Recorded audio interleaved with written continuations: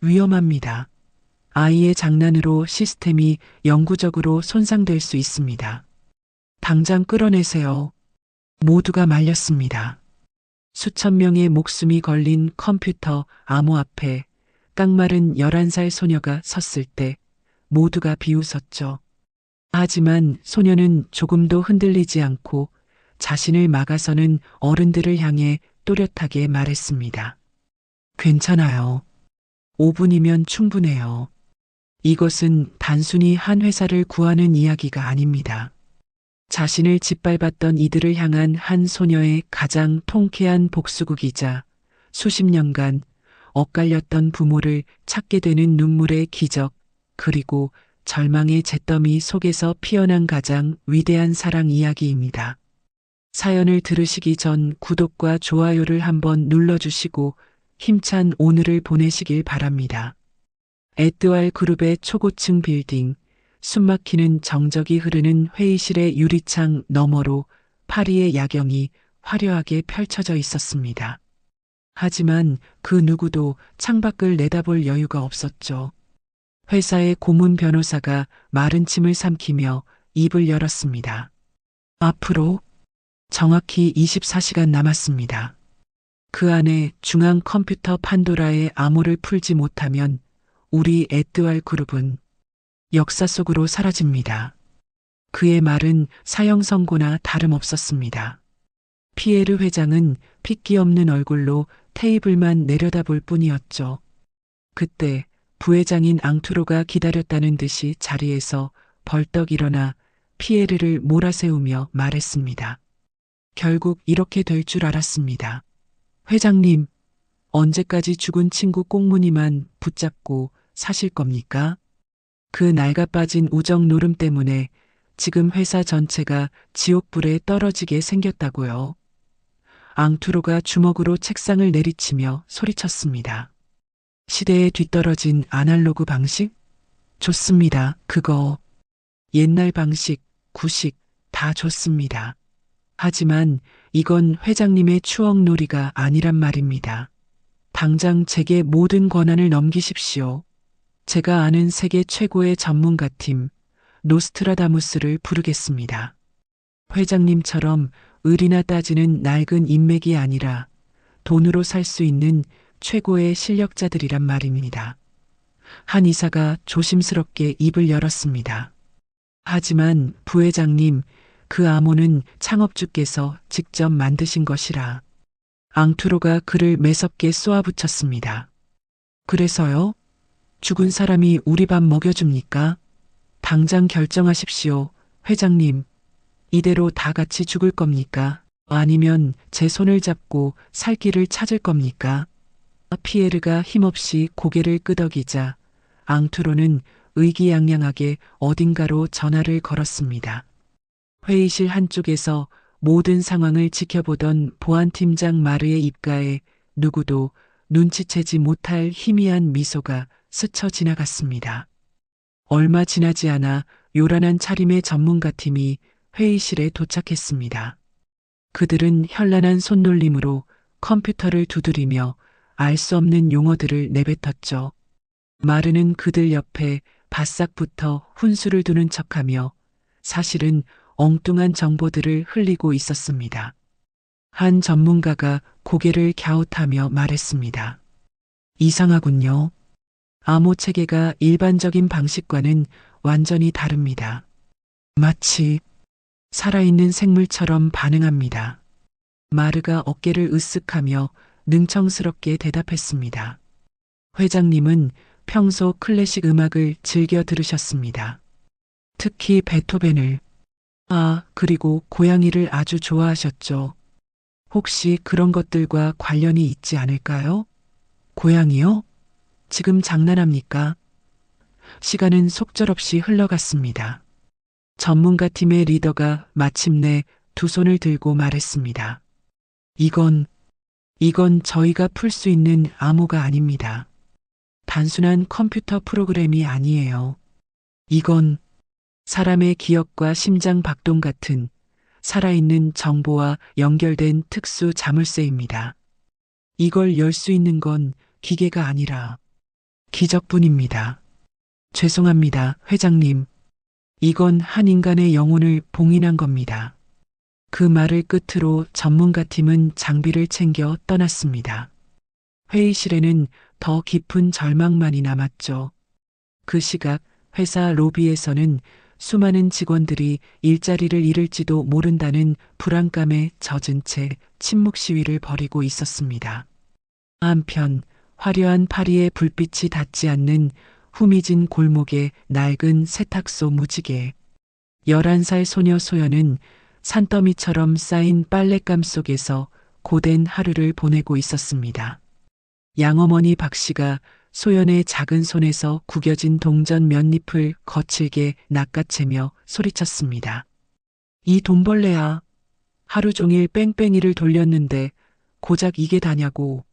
밥 처먹는 값은 해야 할 거 아니야. 이 쓸모없는 것.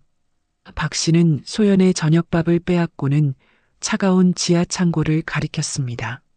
저녁 굶고 싶지 않으면 꾀부리지 말고 저기 세탁기나 깨끗하게 청소해. 먼지 하나라도 나오면 오늘 잠은 다 잤을 줄 알아. 소연은 익숙하게 지하로 내려가 차가운 세탁기 안으로 몸을 구겨 넣었습니다. 세탁기 안은 소연만의 작은 동굴이었죠. 소연은 손님들이 맡긴 옷에 남은 희미한 향수 냄새를 맡으며 주인의 하루를 상상했습니다. 꽃향기가 나는 원피스 주인은 무도회에 갔을 것이고 흙냄새 묻은 작업복 주인은 넓은 들판을 가꾸는 농부일 거라고요. 그렇게 고된 현실을 잠시나마 잊곤 했습니다. 소연의 유일한 보물은 침대 밑에 숨겨둔 낡은 스케치북이었습니다. 그곳에는 언젠가 세탁소에 들렀던 다정한 할아버지, 자크를 주인공으로 한 동화가 그림으로 채워지고 있었습니다. 그 시각 양아버지 박 씨는 작은 텔레비전으로 에뜨왈 그룹의 위기 소식을 보고 있었습니다. 그의 눈이 탐욕으로 번뜩였습니다. 그가 옆에 있던 아내의 옆구리를 쿡 찔렀습니다. 여보, 봤어? 저 영감 죽고 회사가 망하게 생겼대. 낄낄. 그 양반이 맡긴 그 낡아빠진 스웨터. 그거 보통 물건이 아닐 거야. 우리 인생 역전할 기회라고. 정말? 그게 돈이 돼? 돈이 되고 말고. 에뜨왈. 자크 영감. 그 스웨터. 이건 하늘이 주신 기회야. 과거 자크가 맡기고 찾아가지 않은 독특한 등대 무늬가 수놓아진 낡은 스웨터가 떠오른 것입니다. 불법 도박으로 진 빚에 시달리던 박 씨에게 그것은 마지막 동화줄처럼 보였습니다. 자정이 넘어 비에 흠뻑 젖은 채 마지막 배달을 마친 소연을 기다리는 것은 차가운 다락방뿐이었습니다. 어둠 속에서 소연은 낮에 보았던 자크의 낡은 스웨터를 떠올렸습니다. 우리 소연이는 커서 아주 멋진 작가님이 될 거야. 자신을 작가님이라고 불러주었던 유일한 어른, 자크의 따뜻한 목소리가 귓가에 맴돌았습니다. 같은 시각 피에르는 공동묘지에 홀로 서 있었습니다. 친구 자크의 차가운 묘비를 어루만지며 그 위에 새겨진 문장을 되뇌었습니다. 가장 위대한 유산은 숫자가 아닌 기억 속에 있다. 피에르는 절망적인 눈으로 어두운 하늘을 올려다보았습니다. 다음 날 아침 에뜨왈 그룹의 이사회는 다시 소집되었습니다. 앙투로는 기다렸다는 듯이 자리에서 일어나 서류 뭉치를 책상에 내리꽂았습니다. 어젯밤 꼬박 세워내린 결론입니다. 이 모든 사태는 전적으로 피에르 회장님의 시대착오적인 고집과 독단이 부른 인재입니다. 이제 더는 좌시할 수 없습니다. 그가 피에르를 손가락으로 가리키며 이사들을 둘러보고 선언했습니다. 지금 이 순간부터 위기 대응 총책임자는 바로 저 앙투로가 맡겠습니다. 반대하시는 분 있습니까? 이 회사 망하는 꼴 보고 싶은 분 있으면 어디 한번 손들어 보시지요. 공포에 질린 이사들은 그 누구도 입을 열지 못하고 서로 눈치만 볼 뿐이었죠. 피에르를 향한 비난이 쏟아지는 가운데 앙투로는 마치 선심이라도 쓰는 듯 가면을 바꿔 쓰고 부드러운 목소리로 말했습니다. 여러분, 너무 걱정하지 마십시오. 아직 희망은 있습니다. 제가 마르 팀장에게 따로 알아본 바, 아모는 죽은 자크 회장님의 가장 행복했던 순간과 관련이 있다고 합니다. 비록 회장님은 기억 못하셔도 우리가 함께 찾아내면 됩니다. 피에르는 그 말을 듣고 멍하니 허공을 바라보았습니다. 자크와의 수십 년 세월이 머릿속을 스쳐 지나갔지만 무엇 하나 선명하게 잡히지 않았습니다. 같은 시각 피에르의 집무실에서는 비서 줄리앙이 초조하게 서류를 뒤적이고 있었습니다. 그때 발신자 표시가 없는 전화가 걸려왔습니다. 기계로 변조된 듯한 목소리가 전화기 너머에서 흘러나왔습니다. 앙투로를 믿지 마시오. 그는 처음부터 모든 것을 계획했소. 파리 외곽의 낡은 세탁소 그곳을 알아보시오. 모든 열쇠는 그곳에 있소. 전화는 일방적으로 끊겼습니다. 줄리앙은 수화기를 든 채 굳어버렸습니다. 한편 보안팀 사무실에서는 마르가 피에르 앞에 고개를 조아리고 있었습니다. 피에르가 지친 목소리로 말했습니다. 혹시 자크와 내가 처음으로 함께 낚시를 갔던 날이 아닐까? 론 강변에서 그날 자크가 월척을 납고 아이처럼 기뻐했었지. 마르가 안타깝다는 표정을 지으며 즉시 컴퓨터에 무언가를 입력하는 척하며 대답했습니다. 네, 회장님. 좋은 기억이시군요. 즉시 입력해 보겠습니다. 곧이어 모니터 화면이 시뻘게 변하며 귀를 찢는 경고음이 울려 퍼졌습니다. 경고, 경고, 접근 오류 3회 초과, 최종 방어 시스템을 가동합니다. 중앙 컴퓨터 판도라의 철통 같은 마지막 빗장, 케르베로스가 작동된 것입니다. 이제 컴퓨터는 그 어떤 명령도 듣지 않는 거대한 돌덩이가 되어버렸습니다. 그날 저녁 앙투로는 고급 레스토랑에서 탐사보도 전문 기자 에밀리와 마주 앉았습니다. 앙투로가 두툼한 봉투를 테이블 위로 밀며 말했습니다. 에밀리 기자, 부탁 좀 합시다. 피에르 회장의 횡령 의혹, 여자 문제, 뭐든 좋습니다. 그 늙은이를 재기불능의 파렴치한으로 만들어 주시오. 내일 아침에는 세상 모두가 그에게 침을 뱉고 손가락질하게 만들어야 합니다. 에밀리가 봉투를 열어 돈다발을 확인하며 교활하게 웃었습니다. 걱정 마세요, 부회장님. 돈만 주신다면 천사도 악마로 만들어 드리는 게 제 전문 아닙니까? 내일 아침 신문 일면은 부회장님이 원하는 그림으로 아주 멋지게 도배될 테니까요. 다음 날 모든 신문과 방송은 피에르 회장을 비난하는 기사로 뒤덮였습니다. 한편 무지개 세탁소에서는 박 씨가 누군가와 은밀하게 통화를 하고 있었습니다. 네, 비서님. 그럼요. 스웨터는 저희가 아주 목숨처럼 잘 보관하고 있습니다. 가격만 잘 쳐주신다면야. 네. 내일 저녁 폐쇄된 미라보 놀이공원 회전목마 앞이라고요? 알겠습니다. 꼭 가지고 나가겠습니다. 절대 늦지 않겠습니다. 전화를 끄는 박 씨의 옆에서 양어머니가 호들갑을 떨며 물었습니다. 여보, 우리 이제 정말 인생 역전하는 거야? 이 지긋지긋한 세탁소 일도 끝인 거지? 당장 저 계집애부터 내쫓아버려야지. 구석에서 먼지를 털던 소연의 귀에 그 모든 대화가 들려왔습니다. 소연의 얼굴이 하얗게 질렸습니다. 안 돼, 할아버지의 스웨터인데. 소연은 자크가 스웨터를 맡기며 했던 말을 떠올렸습니다. 이건 할아버지 인생의 절반이란다. 우리 작가님. 양부모가 텔레비전에 정신이 팔린 틈을 타 소연은 부부의 방으로 몰래 들어갔습니다. 장롱 깊숙한 곳에서 등대무늬 스웨터를 꺼내 자신의 다락방으로 달려갔죠. 소연은 유일한 친구인 낡은 곰인형의 배를 조심스럽게 갈라 그 안에 스웨터를 소중하게 숨겼습니다. 그때 양어머니가 다락방 문을 거칠게 열고 들어왔습니다. 너 여기서 뭘 하고 있어? 또 깨부리고 있지. 소연은 심장이 멎는 것 같았지만 태어난 척 고민형을 품에 꼭 껴안았습니다. 양어머니는 방을 한번 휙 둘러보더니 혀를 차며 돌아섰습니다. 그날 밤 에뜨왈 그룹의 어두운 지하 주차장에서 앙투로가 마르에게 작은 상자를 건넸습니다. 만약을 대비해야지. 주주총회 날 일이 조금이라도 틀어지면 저 컴퓨터실을 통째로 날려버려. 모든 증거와 함께 말이야. 마르가 고개를 숙여 상자를 받아들었습니다.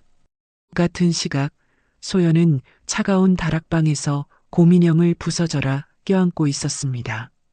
작은 두 눈은 내일 무슨 일이 있어도 할아버지의 스웨터를 지켜내겠다는 굳은 결심으로 빛나고 있었습니다. 다음 날 에뜨왈 그룹 회의실의 공기는 그 어느 때보다 무겁게 가라앉아 있었습니다. 프랑스 정부가 국가 경제에 미칠 파장을 우려해 극비리에 투입한 마지막 카드, 신원이 알려지지 않은 전설적인 컴퓨터 전문가 헨리가 도착했기 때문입니다. 정부의 통제조차 거부하는 것으로 유명한 헨리는 검은색 방탄 차량에서 내려 선글라스로 얼굴을 가린 채 회의실로 들어섰습니다. 그는 아무 말 없이 가방에서 노트북을 꺼내더니 현란한 손놀림으로 키보드를 두드리기 시작했습니다. 앙투로가 콧방귀를 뀌며 옆에 있던 이사에게 속삭였습니다. 저런다고 뭐가 달라지겠소? 결국 쇼일 뿐이지. 하지만 앙투로의 비웃음은 오래가지 못했습니다. 마르가 몇 시간에 걸쳐 구축한 방화벽이 종이장처럼 찢겨나갔고 화면을 가득 채웠던 붉은 경고창들이 무력하게 꺼져나갔습니다. 단 10분 만에 헨리는 중앙 컴퓨터 판도라의 가장 깊숙한 핵심부까지 접근했죠. 모두가 숨을 죽이고 지켜보는 가운데 헨리의 손가락이 순간 멈칫했습니다.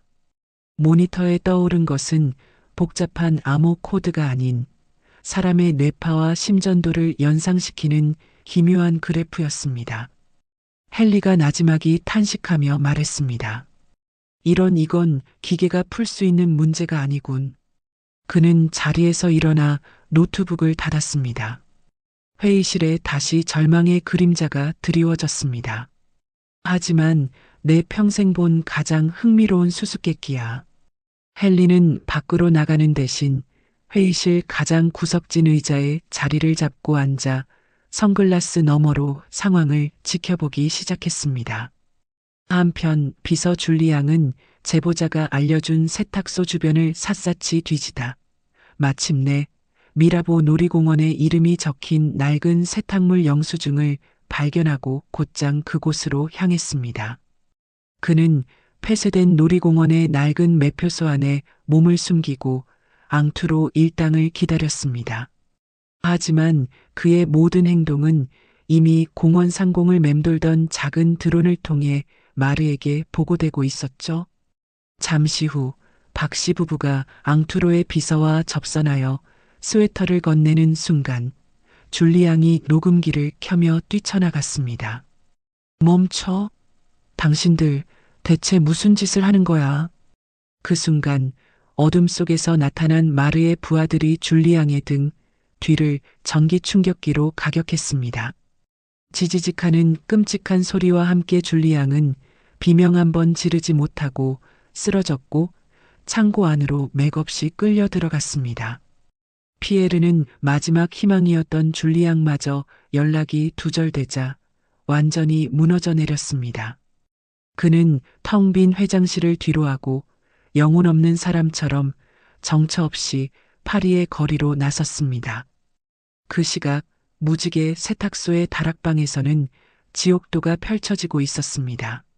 스웨터가 없어진 것을 알게 된 박씨 부부가 미친 듯이 소연의 방을 뒤져 결국 고민형 배 속에 숨겨진 스웨터를 찾아낸 것입니다. 이 요망한 것, 감히 우리 인생 역전의 기회를 망치려 들어? 분노에 눈이 뒤집힌 양아버지가 소연의 작은 뺨을 무자비하게 내리쳤습니다. 아, 시끄러워. 너 때문에 우리 인생이 망가지게 생겼잖아. 양어머니는 악을 쓰며 울부짖는 소연의 입을 거친 손으로 틀어막았습니다. 소연은 맞으면서도 스웨터를 놓지 않으려 발버둥 쳤지만 연약한 아이의 힘으로는 어른을 당해낼 수 없었습니다. 결국 스웨터는 양아버지의 손에 넘어가고 말았죠. 박씨 부부가 스웨터를 들고 급히 방을 나간 후 다락방에는 소연의 처절한 울음소리만 남았습니다. 분노와 슬픔에 북받친 소연은 곁에 있던 낡은 나무 상자를 들어 바닥에 힘껏 내동댕이 쳤습니다. 쾅하는 굉음과 함께 썩어있던 다락방의 마룻바닥 일부가 부서져 내렸습니다. 소연은 부서진 바닥 틈새에서 희미하게 빛나는 무언가를 발견했습니다. 그것은 스웨터 주머니에서 찢겨나온 빛바랜 사진의 한 조각이었습니다. 사진 속에는 낯익은 하얀 등대가 있었고 그 아래에는 작은 글씨로 날짜가 적혀 있었습니다. 소연은 마지막 남은 힘을 다해 사진 조각을 손에 꽉 쥔 채 차가운 바닥 위로 쓰러져 의식을 잃었습니다. 그날 밤 파리에는 차가운 비가 내리고 있었습니다. 모든 것을 잃은 피에르는 쏟아지는 비를 온몸으로 맞으며 친구 자크와 함께 자랐던 옛 동네를 정처 없이 헤매고 있었죠. 기억 속 낡은 골목길을 따라 걷던 그의 발걸음이 어느 작은 가게 앞에서 멈췄습니다. 무지개 세탁소, 희미한 불빛이 새어나오는 가게 처마 밑에서 피에르는 잠시 비를 피하기로 했습니다. 그때 가게 안에서 아이의 처절한 울음소리와 어른의 날카로운 고함 소리가 새어나왔습니다. 잘못했어요. 잘못했어요. 제가 다 잘못했어요. 시끄러워. 이 쓸모없는 게 어디서 말대꾸야. 너 같은 건 태어나지도 말았어야 했어. 이 재수 없는 것. 피에르는 자신도 모르게 가게의 낡은 유리창 안을 들여다보았습니다. 상처투성이의 작은 여자아이가 엎드려 용서를 빌고 있는 모습이 보였죠. 그 순간 피에르는 자신의 심장이 쿵하고 내려앉는 것을 느꼈습니다. 피에르가 세탁소 문을 거칠게 열고 들어가 소리쳤습니다. 지금 무슨 짓들을 하는 겁니까? 당장 그 아이에게서 떨어지시오. 갑작스러운 그의 등장에 아이를 다그치던 박씨 부부가 소스라치게 놀라며 주춤했습니다. 마침 옆 가게에 배달을 왔던 이웃집 청년 레오가 이 광경을 목격하고 즉시 주머니에서 휴대폰을 꺼내 들었습니다. 아주머니, 아저씨, 또 애를 잡으시는 겁니까? 이번엔 정말 경찰에 신고할 겁니다. 당장 그 아이에게서 떨어지세요. 레오의 외침에 박씨 부부의 얼굴이 새하얗게 질렸습니다. 잠시 후 요란한 사이렌 소리와 함께 경찰차가 골목에 도착했습니다. 하지만 피에르는 아이가 더 큰 충격을 받을 것을 우려해 경찰을 막아섰습니다. 경관님, 죄송합니다. 제가 이 아이의 보호자입니다. 잠시 집안에 불화가 있었을 뿐입니다. 아이가 너무 놀랐으니 지금은 돌아가 주십시오. 제가 책임지고 모든 것을 해결하겠습니다. 피에르의 단호한 태도에 경찰은 잠시 망설이다 이내 차를 돌렸습니다. 박씨 부부는 경찰이 사라진 틈을 타 피에르를 거칠게 밀치고 세탁소 뒷문으로 황급히 도망쳐버렸습니다. 어수선한 세탁소 안에는 피에르와 소연 그리고 걱정스러운 얼굴의 레오 단 셋만 남게 되었죠. 피에르는 자신의 값비싼 실크 손수건을 꺼내 소연의 얼굴에 흐르는 피를 조심스럽게 닦아주었습니다. 그는 자신의 비에 젖은 코트를 벗어 떨고 있는 소연의 작은 몸을 감싸주었습니다. 소연은 그런 피에르의 품에 안겨 평생 처음 느껴보는 따뜻함에 참아왔던 설움을 터뜨리며 목 놓아 울었습니다. 레오는 따뜻한 우유를 한 잔 가져와 소연의 손에 쥐어주고는 조용히 자리를 비켜주었습니다. 피에르는 우는 소연의 등을 가만히 다독여주며 마치 고해성사를 하듯 자신의 이야기를 털어놓기 시작했습니다. 아가 울지 마라. 나도 모든 걸 잃었단다. 평생을 바친 회사도 가장 믿었던 친구와의 추억도 이제 아무것도 남지 않았어. 너처럼 나도 길을 잃었구나. 그의 목소리가 절망으로 가늘게 떨렸습니다. 에트르타의 하얀 등대 아래 우리의 첫 약속을 기억하며 그게 암호의 힌트인데 도무지 생각이 나질 않는구나. 이젠 다 끝났어. 다. 그 말을 듣는 순간 소연의 울음이 멎었습니다. 소연이 떨리는 목소리로 물었습니다. 회장님, 혹시 그 약속이 할아버지가 항상 흥얼거리시던 노래와 관련이 있나요? 소연의 질문에 피에르는 번개를 맞은 듯 정신이 번쩍 들었습니다. 노래 그래, 맞아. 자크는 항상 그 노래를 불렀지. 세시봉 그래, 세시봉. 그걸 어떻게 알았니? 소연은 피투성이가 된 작은 손을 펴 꽉 쥐고 있던 찢어진 사진 조각을 피에르에게 보여주었습니다. 그리고는 자신의 낡은 스케치북을 펼쳐 그 안에 그려진 똑같은 등대 그림을 가리켰습니다. 피에르는 사진 조각에 적힌 날짜와 그림 속 등대, 그리고 세시봉이라는 단어가 암호의 세 가지 열쇠임을 깨닫고 온몸에 전율이 흘렀습니다. 소연이 굳은 결심이 담긴 눈으로 피에르를 똑바로 바라보며 또렷하게 말했습니다. 회장님, 5분이면 충분해요. 피에르는 연약한 소녀의 두 눈 속에서 죽은 친구 자크에게서 보았던 것과 같은 강한 확신과 지혜의 빛을 발견했습니다. 피에르가 어딘가로 다급하게 전화를 걸자 10분도 채 되지 않아 여러 대의 검은색 차량이 경광등을 울리며 낡은 골목을 가득 메웠습니다. 요란한 소란에 동네 사람들이 모두 창밖으로 고개를 내밀었죠. 차에 오르기 전 피에르가 소연의 작은 손을 꼭 잡으며 물었습니다. 소연아, 정말 할 수 있겠니? 만약 실패하더라도 괜찮다. 절대 너의 탓이 아니니. 소연은 피에르를 올려다보며 그저 희미하게 고개를 끄덕일 뿐이었습니다. 그 작은 몸짓에 피에르는 알 수 없는 거대한 믿음을 느꼈습니다. 에뚜알 그룹의 회의실 모두가 넋을 놓고 절망에 빠져 있던 그때 회의실 문이 활짝 열렸습니다. 허름한 옷차림의 작은 동양인 소녀의 손을 잡고 나타난 피에르 회장의 모습에 모두가 자신의 눈을 의심했습니다. 앙투로가 헛웃음을 터뜨리며 자리에서 일어났습니다. 그가 박수를 짝짝 치며 조롱했습니다. 브라보, 브라보. 회장님, 이제 완전히 정신이 나가셨군요. 이 중대한 시점에 어디서 저런 거지 꼬마를 데려와 서커스라도 하실 작정입니까? 몇몇 이사들이 덩달아 킥킥거리며 웃었습니다. 보안팀장 마르가 서류철로 책상을 내리치며 급하게 소연의 앞을 가로막았습니다. 당장 멈추십시오. 여긴 아이들 놀이터가 아닙니다. 저 아이의 장난으로 시스템이 영구적으로 손상될 수 있습니다. 당장 내보내야 합니다. 마르가 경호원들에게 손짓하며 소리쳤습니다. 못들 하는 거야. 저 애와 노망난 늙은이를 당장 회의실에서 끌어내.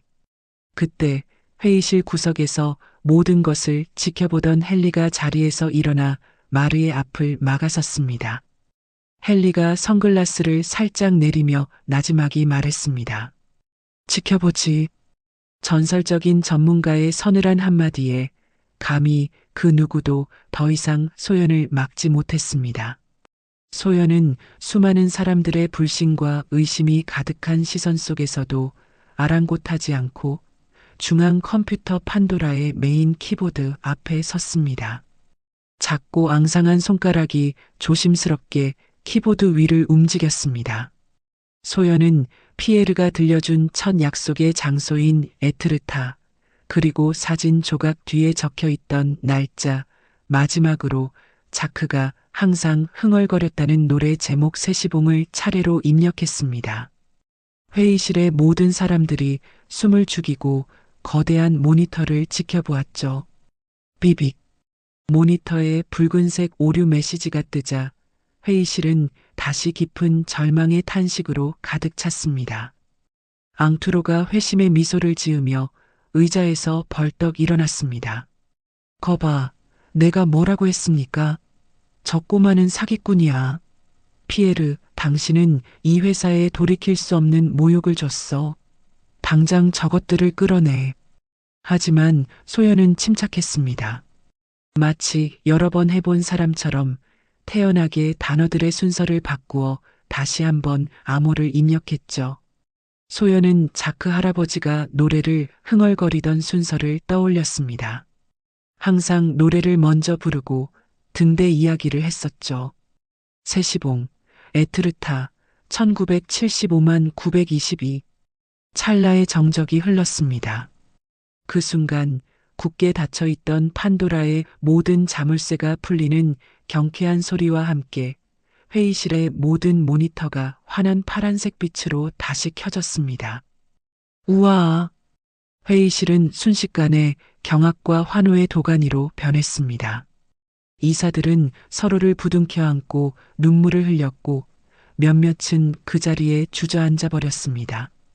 시스템이 복구됨과 동시에 자크의 유언이라는 제목의 영상 파일이 모든 모니터에 자동으로 재생되었습니다. 화면에는 죽기 직전 병색이 완연한 자크의 모습이 나타났습니다. 피에르, 내 오랜 친구여. 만약 자네가 이 영상을 보고 있다면 그건 아마도 앙투로가 내게 무슨 짓을 했다는 뜻일 걸세. 자크의 충격적인 유언과 함께 화면은 앙투로와 마르가 회사의 기밀을 빼돌리는 장면, 심지어 자크의 자동차 브레이크를 몰래 고장내는 장면까지 생생하게 보여주었습니다. 마지막으로 앙투로가 박씨 부부와 은밀하게 거래하는 영상까지 연달아 재생되자 모든 진실이 만천하에 드러났습니다. 궁지에 몰린 앙투로는 짐승처럼 울부짖으며 품 안에 숨겨두었던 소형 폭파 장치 스위치를 누르려 했습니다. 내가 가지지 못하면 전부 부숴버릴 거야. 하지만 헨리가 번개처럼 달려들어 그의 팔을 꺾어 제압했죠.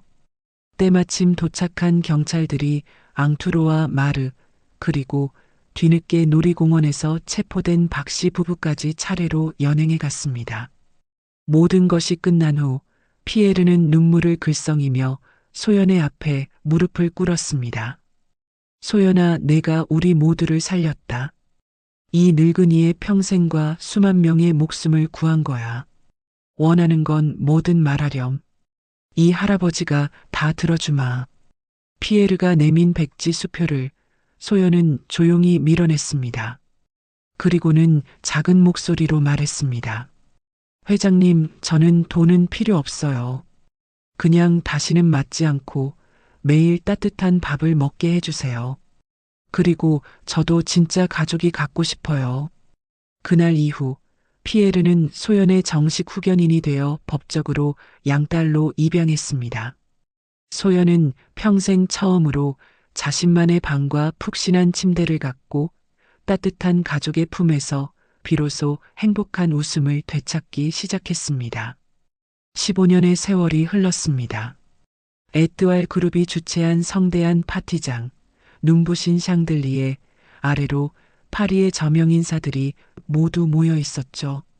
오늘 파티의 주인공은 바로 프랑스 문단의 혜성처럼 등장한 신인 소설가 소연이었습니다. 어느새 우아하고 아름다운 숙녀로 성장한 소연의 곁에서 피에르는 한껏 으쓱해진 어깨를 펴고 손님들을 맞이하고 있었습니다. 한 유명 문학평론가가 피에르에게 다가와 샴페인 잔을 건네며 말했습니다. 회장님, 정말 대단한 따님을 두셨습니다. 무지개 세탁소는 근래 제가 읽은 소설 중 가장 순수하고 깊은 울림을 주는 작품이었습니다. 한 소녀의 시선으로 바라본 세상의 아픔과 희망이라니 실로 놀랍습니다. 피에르가 가슴을 쫙 펴고 자랑스럽게 대답했습니다. 하하, 뭐려. 다 제 딸 소연이가 스스로 잘나서 그런 것을요. 피에르가 소연을 지그시 바라보며 말했습니다.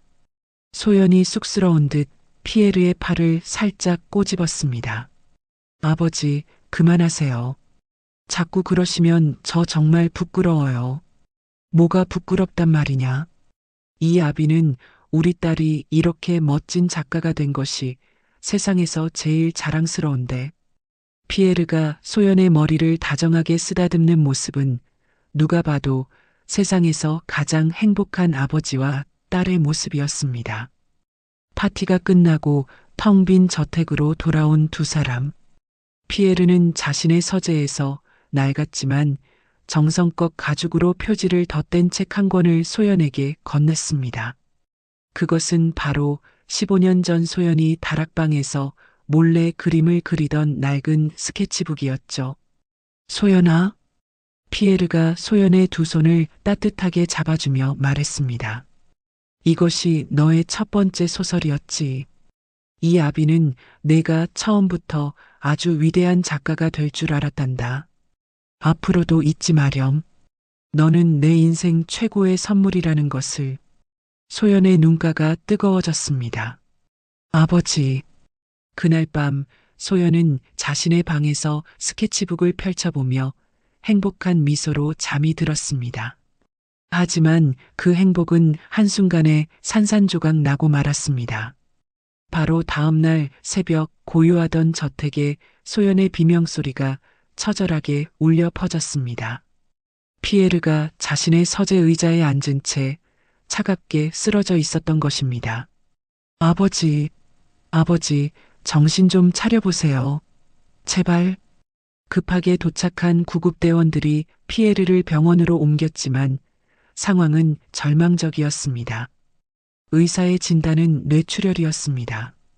과거 앙투로 사태 때 겪었던 극심한 스트레스와 그동안의 과로가 시한폭탄처럼 잠재해 있다가 결국 터져버린 것이었죠. 피에르는 수술을 받았지만 의식을 되찾지 못하고 깊은 잠에 빠져들었습니다. 그 소식은 삽시간에 증권가에 퍼져나갔습니다. 기회를 엿보던 하이에나들이 일제히 움직이기 시작했죠. 과거 앙투로와 은밀히 결탁했던 경쟁사 오리온 그룹의 회장 빅토르가 전면에 나섰습니다. 그는 막대한 자본을 이용해 에뚜알 그룹의 주식을 무섭게 사들이며 회사를 통째로 삼키려 했습니다. 충직한 비서 줄리앙이 절망적인 목소리로 소연에게 전화를 걸었습니다. 아가씨, 큰일 났습니다. 빅토르가 언론까지 매수해서 회장님에 대한 헛소문을 퍼뜨리고 있습니다. 내부 정보를 빼돌리는 스파이까지 있는 것 같습니다. 줄리앙 아저씨, 어떻게 해야 하죠? 제가 할 수 있는 일이 있을까요? 지금은 회장님이 깨어나시기만을 바라는 수밖에 없습니다. 설상가상으로 피에르의 막대한 병원비와 회사의 주가 폭락으로 인해 법원은 피에르의 모든 개인 자산에 압류 딱지를 붙였습니다. 어느 날 아침 법원 집행관들이 들이닥쳐 저택의 값비싼 가구와 그림들에 빨간 딱지를 붙이기 시작했죠. 변호사는 최악의 경우 지금 살고 있는 이 저택까지 팔아야 할지도 모른다고 말했습니다. 결국 소연은 15년간 자신을 가족처럼 돌봐주었던 늙은 메이드와 정원사까지 눈물을 머금고 떠나보내야 했습니다.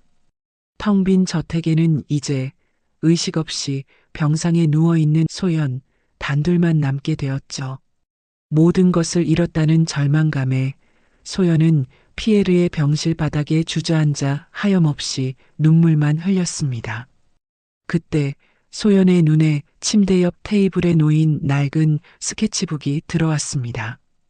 과거의 자신이 지옥 같은 현실 속에서 이야기를 지으며 고통을 이겨냈던 그 스케치북 말입니다. 소연이 눈물을 닦고 자리에서 벌떡 일어났습니다. 소연은 의식 없이 누워있는 피에르의 손을 굳게 잡았습니다. 아버지, 저 절대 포기하지 않아요. 아버지가 제게 주신 이 집과 회사, 그리고 제 삶을 이번에는 제가 반드시 지켜낼 거예요. 소연은 자신의 방에서 먼지 쌓인 작은 책상을 가져와 피에르의 병실 한편에 놓았습니다. 그리고는 텅 빈 원고지 위에 자신의 모든 것을 건 새로운 소설을 쓰기 시작했습니다. 매일 밤 간호가 끝난 후 소연은 앙상하게 마른 손으로 자신의 영혼을 깎아내듯 한 글자 한 글자 원고를 채워나갔습니다. 한편 빅토르는 자신의 완벽한 승리에 마침표를 찍기 위해 주주총의 날짜를 최대한 앞당기며 마지막 일격을 준비하고 있었습니다. 소연은 밤낮으로 피에르의 곁을 지켰습니다. 마른 수건으로 그의 얼굴을 닦아주고 앙상해진 팔다리를 주무르며 어린 시절 피에르가 자신에게 그랬듯 다정한 목소리로 책을 읽어주었죠. 그리고 밤이 되면 앙상하게 마른 손으로 펜을 잡고 자신의 모든 것을 쏟아부어 글을 써내려갔습니다. 자신이 겪었던 지옥 같던 어린 시절과 절망의 끝에서 만난 피에르라는 한 줄기 빛, 그리고 그를 통해 얻게 된 새로운 삶에 대한 이야기였습니다. 소설의 제목은 피에르가 그녀를 처음 만난 날 해주었던 말, 괜찮아. 이제 다 괜찮아였습니다. 원고를 완성한 소연은 과거 자신의 첫 책을 내주었던 출판사 편집장을 찾아갔습니다. 하지만 편집장은 난처한 표정으로 고개를 저었습니다. 소연 작가, 정말 미안하네. 하지만 지금 에뜨왈 그룹의 적이 누구인지 뻔히 아는데 우리가 어떻게 이 책을 낼 수 있겠나? 빅토르 회장의 심기를 건드려서 좋을 게 없어. 편집장님, 이건 단순한 소설이 아니에요. 제 아버지와 회사를 구할 수 있는 유일한 희망이란 말이에요. 제발. 소연이 애원했지만 편집장은 끝내 외면했습니다. 다른 수십 군데의 출판사도 마찬가지였죠. 모두가 빅토르의 보복이 두려워 문전박대하기 일쑤였습니다. 마지막 희망이 사라졌다고 느낀 순간 소연은 문득 파리 한 구석의 낡은 인권 서점을 떠올렸습니다. 먼지 쌓인 책들 뿐이었지만 그곳의 늙은 주인만큼은 자신의 책을 진심으로 좋아해 주었었죠. 소연은 지푸라기라도 잡는 심정으로 그곳에 원고를 보냈습니다. 며칠 후 늙은 편집장 에르네스트에게서 전화가 걸려왔습니다. 작가님, 원고를 읽고 밤새 울었습니다. 이런 위대한 이야기가 묻히게 둘 수는 없지요. 제가 제 전 재산을 걸어서라도 이 책을 세상에 내놓겠습니다. 에르네스트의 말에 소연은 수화기를 붙잡고 뜨거운 눈물을 흘렸습니다. 그렇게 출간된 괜찮아. 이제 다 괜찮아는 처음에는 아무런 주목도 받지 못했습니다. 하지만 책을 읽은 독자들의 입소문을 타기 시작하면서 기적이 일어나기 시작했죠. 한 소녀의 기적 같은 실화는 프랑스 전역을 뒤흔들었습니다.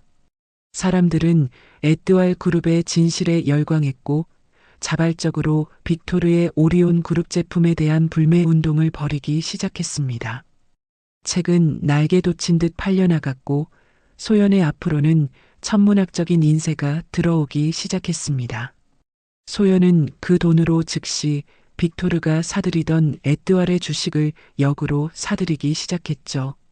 그때 할리우드의 한 거장 영화 감독이 소연에게 직접 전화를 걸어왔습니다. 작가님, 돈은 얼마가 들어도 좋습니다. 이 위대한 이야기를 제가 영화로 만들 수 있는 영광을 주십시오.